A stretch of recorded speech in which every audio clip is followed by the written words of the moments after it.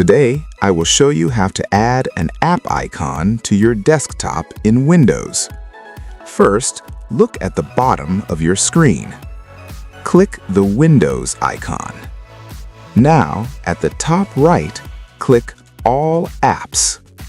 This will show a list of all installed apps. Scroll down and find the app you want. For this example, I will choose Paint. When you find the app, click on it.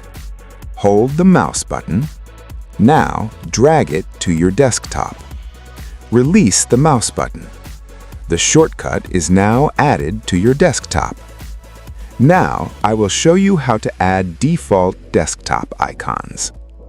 Right-click on an empty area of your desktop. Click Personalize. On the left side, click Themes. Scroll down. Click Desktop Icon Settings. Here, you can choose which icons you want to show. I will select this PC. I will also select Control Panel. Click Apply, then click OK. The icons are now visible on your desktop. You can move them anywhere you like.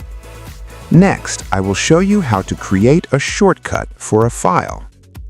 Open File Explorer, find the file you want, right-click on the file, click Show More Options, then click Send to, choose Desktop, and then Create Shortcut.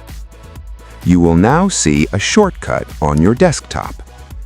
If you delete the shortcut, the original file will still remain safe. Now, I will show you how to create a shortcut for a drive. Right-click on the desktop, click New, then click Shortcut. Type the drive letter you want. For example, type C:. Click Next. Type a name for the shortcut. Click Finish.